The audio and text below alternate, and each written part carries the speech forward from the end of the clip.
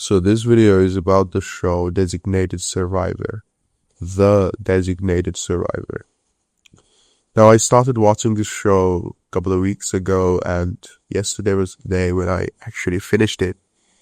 It has 3 seasons, and in each season there are heck ton of episodes. It's a long series, despite being a only 3-season show.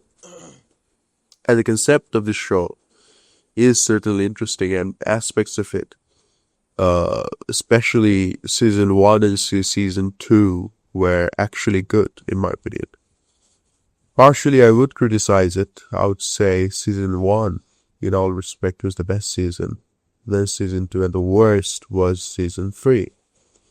The watchers of the show will certainly agree with me regarding the tier list of the seasons of the show. Being the case that the first season is the most interesting. It's fast-paced, it has a coherent story, it has characters who feel like real characters, who have like dilemmas. They're not totally black and white, like they're mixed. And the whole thing really builds up on season 1.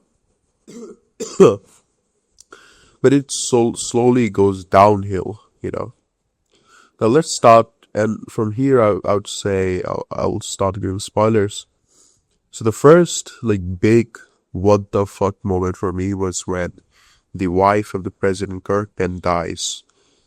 And it's like it was by the end of an episode, and all of a sudden she's dead, and then on the next episode he just does random stuff, he goes around different infrastructures, he checks out buildings, he talks to a therapist, random case starts up, all the random shit, and all of a sudden the whole show changes, there is no explanation, there is no build up. All of a sudden the wife of the president, who until that point was the center of attention, because that lady I forgot her actual name and the show name as well. But regardless, she was in a case, a subpoena case, which was a big focus throughout the previous episodes before she was killed. And all of a sudden, she just disappears. Then I searched up on Google. I was literally confused that if I'm watching the correct episode or not, have I missed a few episodes in between. And what Google told me is that the actress for that role was taken to another show. She left the show. And for that being the reason, they all of a sudden just killed her, And it's man, it was so fuck up. It's such a big fuck up. And that was first thing that came to my mind. Fuck this show, man. All of this build up, it was feeling like things were coming together, when she won the case. And that's just one of the fuck ups. I mean, if I had to say the stronger points from the show, I would say the espionage, the detective work that the agent Hannah was doing, and also the death of Hannah. She had a crazy plot armor throughout the show.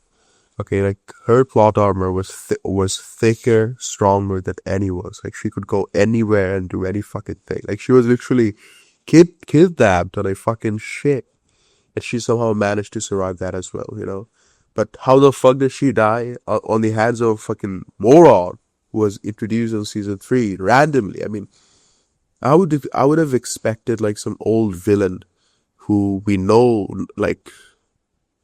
enough about him. I think when a hero dies, or a significant character dies, he should die on the hands of a villain who we know good enough. We know they're evil. Not just some random, that's why accidental deaths of good characters feel so underwhelming and unaccepting, you cannot accept Kirkman's wife's death because, who the fuck killed her? Why the fuck that accident happened all of a sudden? It doesn't make any sense. Okay, so Hannah died a miserable death, a very unacceptable death. She should have died. I'm not saying that she shouldn't have died. I think she should have died even earlier in season 2 or something. They should have brought up multiple new characters which they could comfortably do. And, you know, regarding characters, this show introduces a lot of characters, but they don't give them proper ending. Or like you'll see a character throughout the season, and on the next season they will just fucking disappear. For example, one of those nerdy Jewish guy who was on season 2, like he was a little blunt. I forgot his name actually. I'm really sorry for that. Like he was the guy who was like assisting the president. He was a little nerd, a little arrogant, smug. That dude, like despite being all of that, I respected that guy. Okay, like he was funny. He was like a different taste. And guess what? On season 3, that guy fucking disappears, along with Kirkman's like security guard, like Secret Service, that black dude, like strong black dude. I like that guy. Like he was a perfect fucking character, you know. And he also disappears on season 3. Like a lot of characters just vanish in the jump between 2 seasons. And I think that's like clear bad writing and disrespect towards the audience. Okay, and this show has so many fucking problems. Uh, for example, if we come to the plot of this show and how the president acts in every situation, it's like altruistic. I think that's the word. Like overly self-righteous way of like conducting himself. And it's like, I don't know what type of CIA propaganda is the show. Like, I don't fucking know, man. Like, he's like so naive. Like, oh man, he wants to do an obvious. And another thing, only Naruto fans will get it, and that is, Kirkman uses so much talk no jutsu. Okay, you guys heard of like talk no jutsu, like how Naruto goes up to villains and just talks sense into them, which is like unbelievable, you know. Like Naruto talks to one of the most like vicious super villains from the show, and all of a sudden he turns into a like good little kid. You know, all of a sudden he turns into a fucking innocent kid. You know, like Nagato and Naruto conversation, and I think a lot of that happens, or at least tried to make it happen in this show. Like how Kirkman basically invites any adversary he has and has like a very passionate talk no jutsu conversation with them, and all of a sudden it's all fucking solved. Okay, like it is wishful thinking, you know, in every step of the way. I would rather have liked a approach from the president of the show, which would reflect real world ambiguities, dilemmas, you know, double standards, whatever, and morally gray decisions that a leader always, like, leaders always take morally gray decisions, unpopular right decisions, all sorts of combinations, right? But in this show, it focuses on like doing the like specific, I would say liberal-minded right thing in every scenario. Okay. And lastly, after this talk no jutsu point, which the viewers of this show will totally agree that it's a huge problem of this show, like, and it gets annoying, you know, like, what are we fucking doing? Like, do we live on the same fucking earth? Like, are we like some fucking different creatures here? Like, I would do something, I consider myself a good person. Like, I would have done something a certain way, and I know that other people who I would consider good people would do something a certain way. But this guy goes like above and beyond to do something so crazy, so like naive. Like, he would just do what Naruto would do, okay? So this Kirkman fucker is literally Naruto he's the Hokage, okay?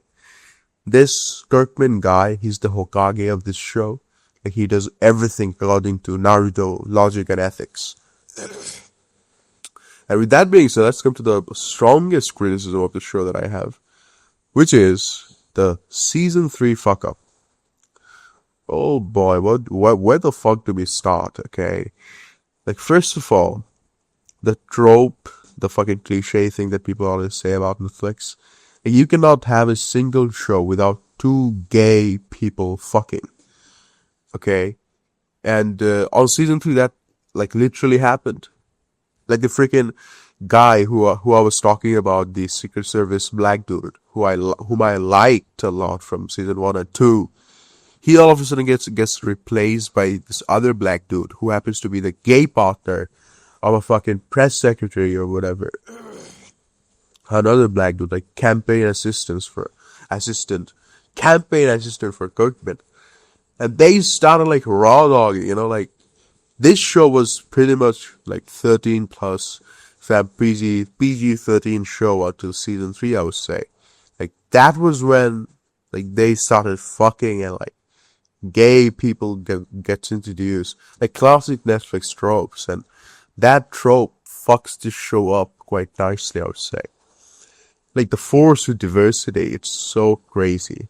Like all of a sudden this guy has like a black female vice president, okay, and two gay black dudes, and two Latino, like the what's that Mexican guy's name, who is as the vice president on season 3. Anyways, he's one of the most prominent characters of this show, right? And he suddenly gets this girlfriend whom I really thought at the beginning was his fucking cousin, okay? His cousin from season 2 or 1. Like, she literally looked like Mia, the cousin of that dude. Anyways, like, they weren't cousins, thank God. But he like has this girlfriend all of a sudden who's like woke as fuck. Okay, she's like a Latino activist, and she like starts arguing, having like conflict with this dude, and he gives some counters, some logical counterpoints to her arguments. Like she wants him to be all Mexican embracing, like how, for example, black people have like Dr. Umar, or the characters, like those preacher black guys, like those woke black guys, okay, activist types. Like she wants him to be that, okay, and she's like super fucking jealous of him, okay, like he cheats on her, she gets to know that, and she starts cheating with another guy from the same like White House unit, that Indian guy. I'm so bad at remembering names, I'm so sorry. But yeah, like, they're circle fucking, okay? Everyone cheats on everyone, and everyone gets up with everyone.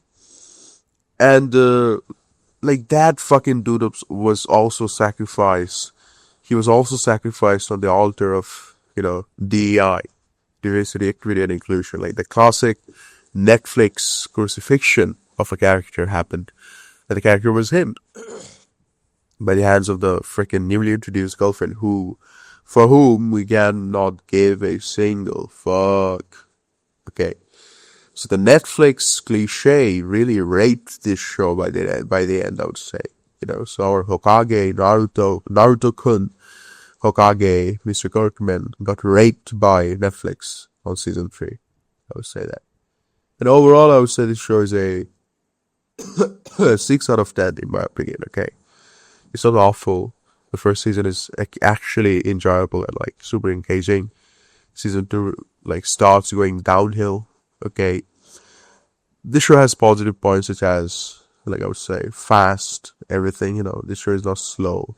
I mean, it gets slow at some points, but it's generally fast, engaging. And the negative points that I mostly discussed throughout this video really takes away 4 points out of 10. So I would say it's a 6 out of 10, being very generous. And if I had to be really harsh, I would give it a 3 out of 10. If I really focus on what I did not like about this show, I would certainly give it a 3. So yeah, that's the Designated Survivor for you, my review.